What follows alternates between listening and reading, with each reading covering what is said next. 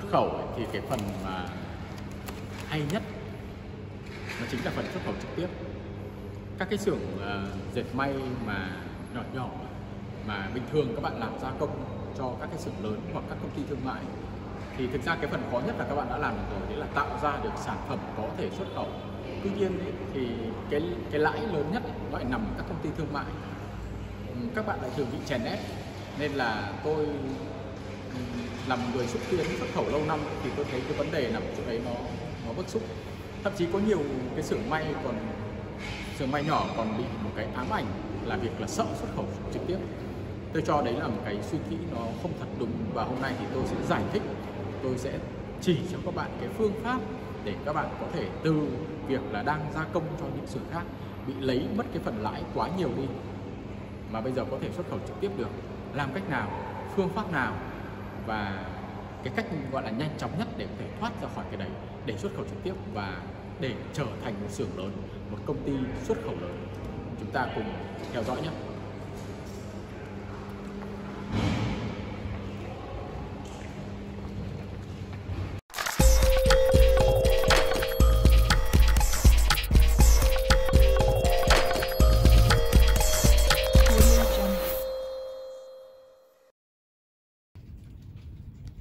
Thực ra thì tôi thấy là cái việc xuất khẩu trực tiếp ấy, với cả cái việc mà các bạn làm gia công cho các cái công ty thương mại hoặc các xưởng lớn, nó chả khác gì nhau cả. Mà tôi vẫn không hiểu là tại sao là các cái xưởng nhỏ lại sợ xuất khẩu trực tiếp nhỉ, mà lại không dám làm. Tôi nói ví dụ như này, cái phần giao dịch để trước khi có đơn hàng thì đằng nào các bạn cũng vẫn phải làm hàng mẫu, các bạn vẫn phải trao đổi qua điện thoại, các bạn vẫn phải đàm phán về giá. Thì thay vì cái việc là lúc trước thì các bạn nói chuyện bằng tiếng Việt, bây giờ các bạn nói chuyện bằng tiếng Anh.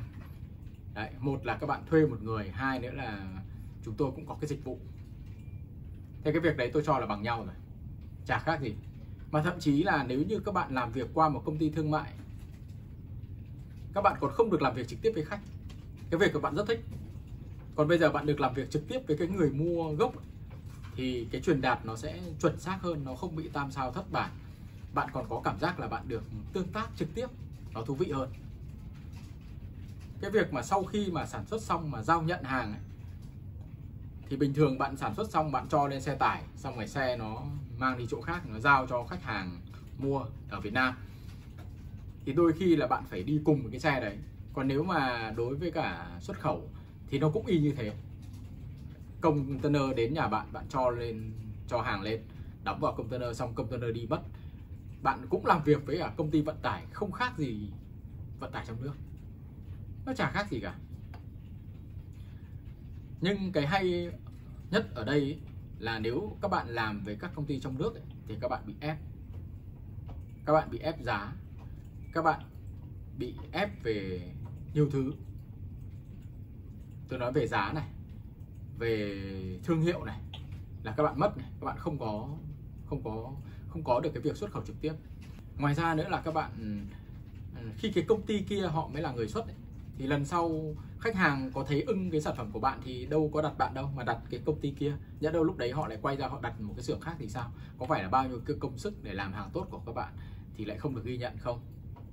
Thế thì theo tôi thì xuất khẩu trực tiếp, bạn có được bạn hàng, bạn có được đối tác, về sau cái nguồn hàng nó ổn định hơn, và khách nước ngoài họ mua thì họ sẽ mua nhiều. Ví dụ ban đầu họ có thể mua khoảng nửa công hoặc một công, nhưng sau đấy tăng lên 5-7 công, tốt không? Chỉ cần có một khách, hai khách, ba khách như thế thôi thì xưởng của các bạn yên tâm sản xuất, và về sau các bạn lại trở thành các cái xưởng mà chuyên đi đặt hàng người khác. Đấy.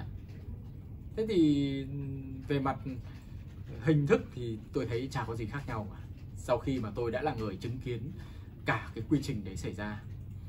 Hiện nay thì tình hình thế giới thì đơn hàng ở Việt Nam đang nhận được rất nhiều. Các nước trong khu vực châu Á bây giờ đều là cái khu vực sản xuất hàng dệt may. Thì hiện nay châu Á đang bị ảnh hưởng, là có Malaysia đang bị đảo chính, Ấn Độ thì đang dịch Covid, nên là các đơn hàng đang dồn về Việt Nam. Và chính vì thế những cái nhà xuất khẩu trực tiếp ấy, những cái công ty may lớn ấy, họ đang nhận được đơn hàng trực tiếp và họ đều full hết công suất rồi. Từ giờ đến cuối năm là tôi thấy thị trường đã rất là nhiều đơn hàng. Thế thì còn lại Nhưng mà hiện nay thì những khách hàng nước ngoài vẫn đang tiếp tục là đi tìm xưởng sản xuất, và tôi cho đây là cái cơ hội tốt nhất để những cái xưởng nhỏ có thể ngoi lên làm việc trực tiếp với những khách hàng thừa mà đang chưa tìm được nhà cung cấp đó. Các bạn phải giao dịch với họ đi, các bạn phải bắt đầu làm đi thì về sau các bạn mới xuất khẩu trực tiếp được chứ. Nếu không thì các bạn cứ làm mãi cái người đứng đằng sau đấy à. Thế thì cái phương pháp làm thì tôi cho là không khó. Tôi đã vừa hướng dẫn các bạn ở trên. Các bạn bắt đầu giao dịch với khách, các bạn bắt đầu tương tác với khách. Nếu như thời điểm này các bạn bắt đầu làm thì khoảng 3 tháng nữa, 2 tháng nữa các bạn bắt đầu có đơn hàng và các bạn bắt đầu xuất khẩu trực tiếp. Và bây giờ thì tôi sẽ hướng dẫn các bạn cái phương pháp để các bạn có thể xuất khẩu trực tiếp được.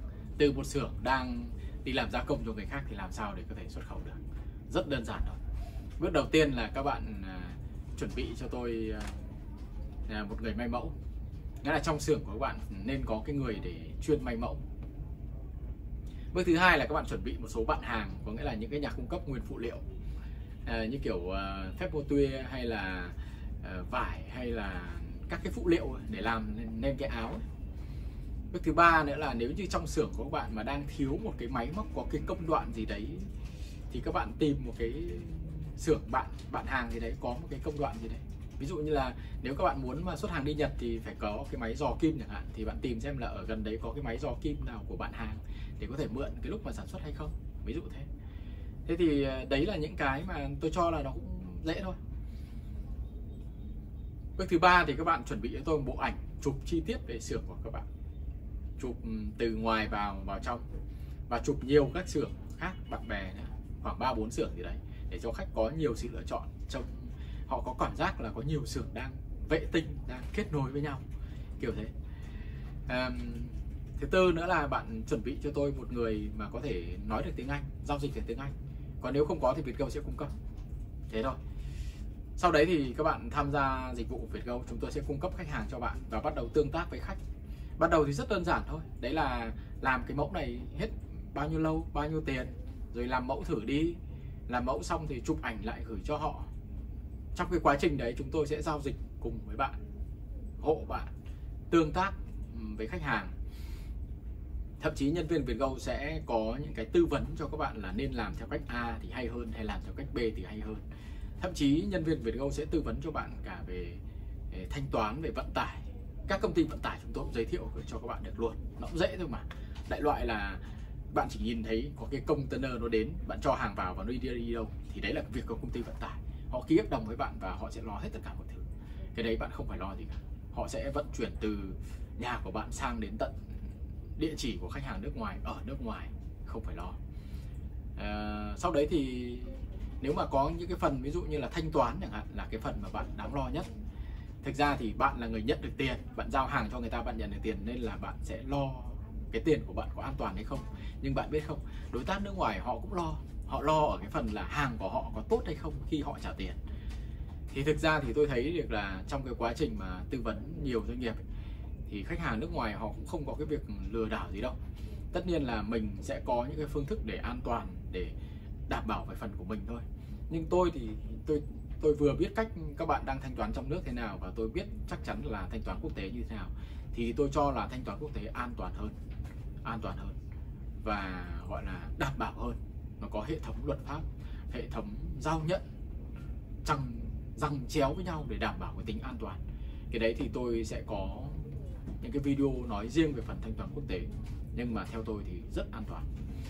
Từ đấy thì các bạn bắt đầu giao dịch với khách, bắt đầu tương tác với khách, và khoảng 2-3 tháng sau thì giao dịch cùng một lúc khoảng 5-7 khách thì sẽ có một khách hàng đầu tiên ký hợp đồng với bạn và bắt đầu đặt thử, ví dụ như là nửa công hoặc 1 công 20 chẳng hạn.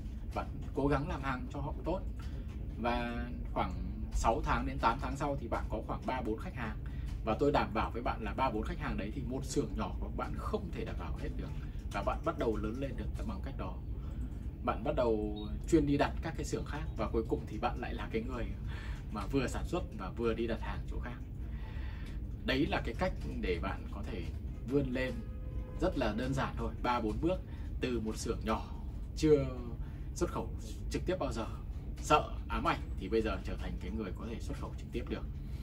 tôi cho là rất dễ, và tôi cam đoan với bạn là sau khi bạn làm được rồi bạn sẽ hóa ra nó cũng đơn giản, không khó như là mình tưởng. Nhưng mà trong khi nó lại ổn định, nó sẽ được thanh toán ngay này, đơn giá thì rất cao này, và số lượng thì cực lớn, và quan trọng nhất là được làm việc trực tiếp với đối tác nước ngoài. Mình sẽ có rất nhiều cái lợi, đấy là sẽ có đơn hàng ổn định, sẽ có ưu đãi của nhà nước, sẽ có ưu đãi của ngân hàng, và mình hoàn toàn chủ động cho việc mà sản xuất của công nhân để có thể tăng trưởng, mở rộng xưởng sản xuất, mở rộng công ty. Chúc các bạn thành công, chúc cho sự hợp tác của chúng ta ngày càng bền vững.